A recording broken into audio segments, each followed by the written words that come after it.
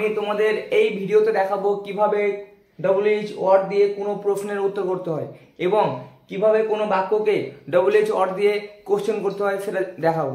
তো দেখো সবাই বোর্ড দেখো। 1 নম্বর দেখো, ফিরাজ অলওয়েজ রাইটস আর্লি। এগুলো কিন্তু খুবই গুরুত্বপূর্ণ।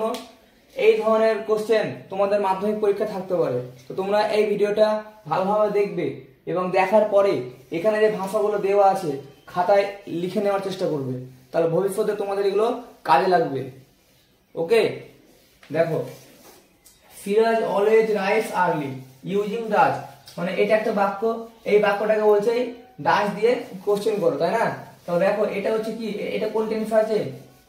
যদি কোনো বাক্যে ভার্বের সাথে এস কিংবা ইএস যোগ থাকে তাহলে ওই বাক্যটাকে WH ওয়ার্ডে বা ইন্টারোগেটিভ সেন্টেন্স করতে গেলে ডু বা ডাজ দিয়ে করতে হয়, ঠিক আছে? তো এখানে কি দেওয়া আছে, ডাজ দিয়ে এটাকে ইন্টারোগেটিভ করতে বলছে, তাহলে করবো আমরা। দেখো, does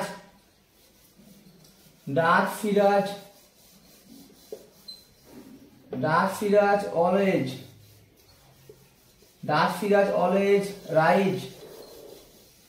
rise early. Does Firaz always rise early. আমি কিভাবে করলাম দেখো, এটা হচ্ছে সাবজেক্ট আর এটা হচ্ছে মেন ভার্ব। এই দেখো, এই মেন ভার্বে কিন্তু এফ যোগ আছে।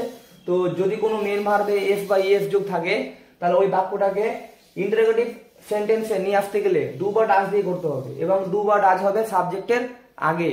তারপর এখানে দেখো ভার্বের সাথে এফ যোগ আছে কিন্তু এখানে নেই। ওকে, তো does Firaz always rise early question mark. Do you understand? Follow me. Joysi is the best singer in the class. Question using who.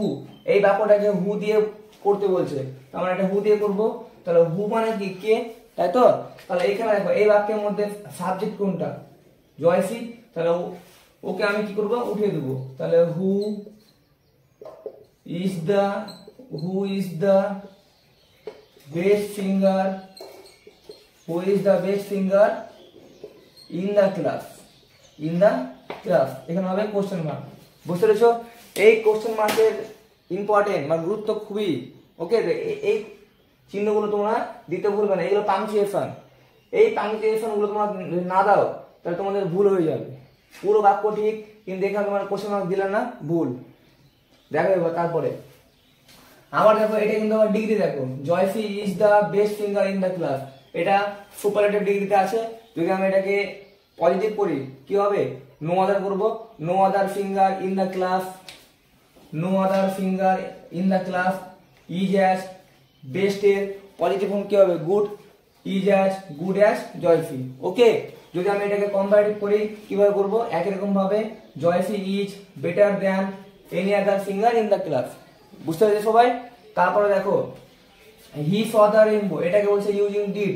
এই বাক্যটাকে ডিড দিয়ে কোশ্চেন করতে বলছে, ঠিক আছে? তো ডিড দিয়ে করব। তো ডিড হবে সাবজেক্টের আগে। আর ডিড মানে কি, ডিড মানে পাস্ট টেন্স। দেখো এখানে সাবজেক্ট, এটা ভার্ব 2 নম্বর রূপ, তার মানে এটা পাস্ট ইনডিফিনিট আছে। তো পাস্ট ইনডিফিনিট টেন্সের কোনো বাক্যকে অ্যাফার্মেটিভ থেকে ইন্টারোগেটিভ করতে গেলে ডিড দিয়ে করতে হয় আর ডিড হবে সাবজেক্টের আগে। তাহলে ডিডের পরে কি হবে, সাবজেক্ট হবে। দেখো এটা প্রোনাউনের জন্য হি এর মানে প্রথম অক্ষরটা ছোট করে হবে, ডিড হি। এবার এটা 1 নম্বর রূপ, did he see the rainbow question mark. বুঝা গেল? তারপর দেখো পরের কোশ্চেন দেখো, I go to school by bus using how দিয়ে বলেছে। ধরো তুমি বাসে করে স্কুলে যাও, তোমাকে কোশ্চেন করছে যে তুমি কিভাবে স্কুল যাও, তাই না? তাহলে এটা উত্তর হবে how go to school. How do you go to school. মানে তুমি কিভাবে স্কুলে যাও। ওকে, দেখো এখানে ছিল আই থেকে ইউ হয়ে গেল। এবার ধরো তোমাকে আমি জিজ্ঞেস করছি যে হোয়াট ইজ ইওর নেম, তখন তুমি কি বলবে, মাই নেম ইজ না ইউর নেম ইজ, কোনটা বলবে? মাই নেম ইজ বলবে। তেমন এটাও একই রকম ভাবে। দেখো, সামুয়েল ওয়াজ টিচিং অ্যারিথমেটিক, এটাকে বলছে কোশ্চেন ইউজিং হু আর হোয়াট, মানে হু বা হোয়াট দিয়ে, এই দুটো ওয়ার্ড দিয়ে আমাদেরকে এই বাক্যটাকে কোশ্চেন করতে বলছে। তাহলে দেখো, Samuel was teaching arithmetic, Samuel কি পাটিগণিত শেখাচ্ছিলেন, তাহলে আমি যদি হু দিয়ে করি তাহলে হু দিয়ে এরকম হবে যে সাবজেক্টে উঠে যাবে who was teaching, who was teaching arithmetic, এটা হয়ে গেল হু দিয়ে কোশ্চেন মার্ক। যদি আমি হোয়াট দিয়ে বলি তাহলে এরকম হবে হোয়াট দিয়ে সামুয়েল,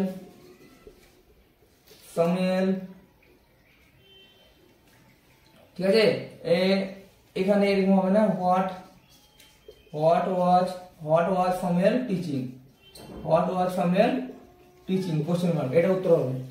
ওকে, তারপরে দেখো the students are reading in the classroom, ছেলেমেয়েরা কি করছে শ্রেণীকক্ষে পড়ছে। কারা পড়ছে? ছেলেমেয়েরা। কারা বলে তাহলে হু দিয়ে করতে হবে হু আর রিডিং ইন দ্য ক্লাসরুম, এটা একটা উত্তর হলো হু দিয়ে। এবার আরেকটা ব্যাক করে বলেছে ওটা আছে হোয়ার দিয়ে করতে হচ্ছে, তাই না? তো হোয়ার দিয়ে একই রকম হবে, ছাত্রছাত্রীরা কোথায় পড়াশোনা করছে, তাহলে কোথায় শ্রেণীকক্ষে, তাহলে হোয়ার দিয়ে করবো হোয়ার। এবার দেখো এই আরটা আগে চলে আসবে আর, মানে মনে রাখতে হবে WH অর্ডারের পরে always doing verb be verb have verb লিখতে হবে, না হলে ভুল হয়ে যাবে, ঠিক আছে। Doing verb be verb have verb এগুলো না লিখলে ভুল। দেখো তাহলে where are the students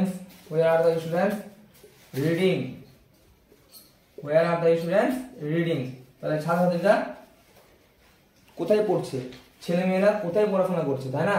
এবার দেখো they go there by car, question using how দিয়ে বলেছে, মানে তারা সেখানে যায় গাড়িতে করে।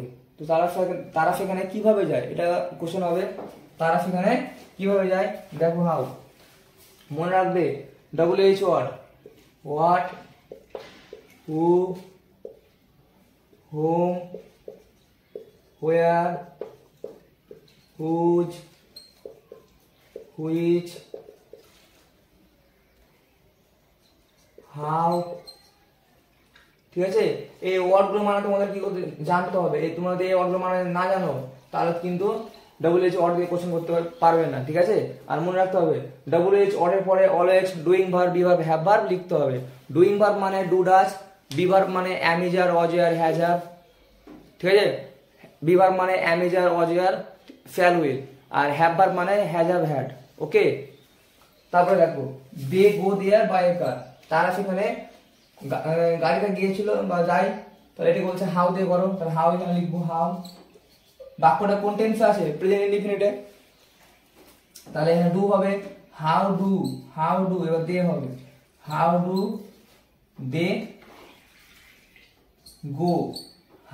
দে গো দেয়ার, তারা সেখানে কিভাবে যায়, এটা হচ্ছে কোশ্চেন। ওকে, তাহলে আমি এখন তোমাদের কি শেখাচ্ছি, এখন আমি তোমাদের শেখাচ্ছি WH ওয়ার্ড দিয়ে কোন বাক্যের কিভাবে উত্তর লিখতে হয় এবং কিভাবে কোনো বাক্যকে WH ওয়ার্ড দিয়ে কোশ্চেনে রূপান্তর করতে হয়। ওকে, দেখো the teacher teaches us English, এখানে বলেছে হু আর হোয়াট, তাহলে আমি যদি হু দিয়ে করি তাহলে হু বসলো, তাহলে হু টিচেস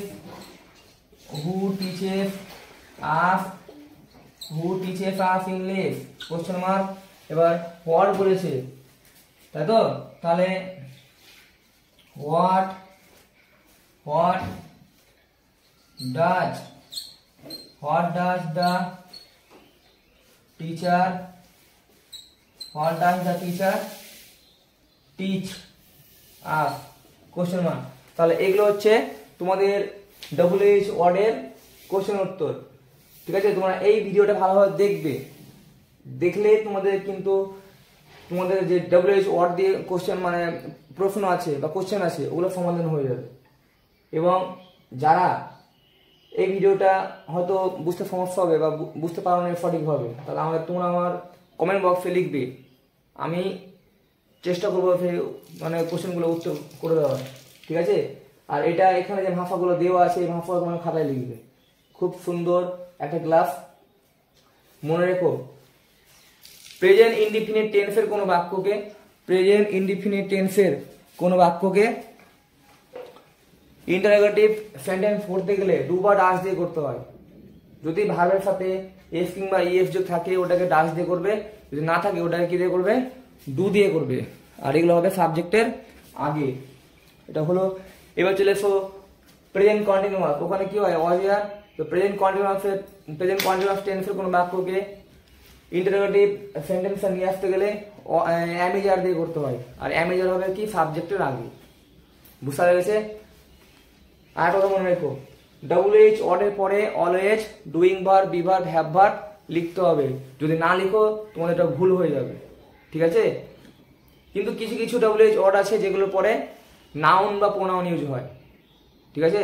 যেমন হুজ আর হুইচ, এই দুটো ওয়ার্ডের পরে কি হয়, নাউন বা প্রোনাউন। এগুলোর পরে কিন্তু doing verb, be verb, have verb লেখা হয় না। বাকি যে ওয়ার্ডগুলো আছে ওগুলোর পরে doing verb, be verb, have verb লেখা হয়। তো আজকে আমি এখানে শেষ করলাম।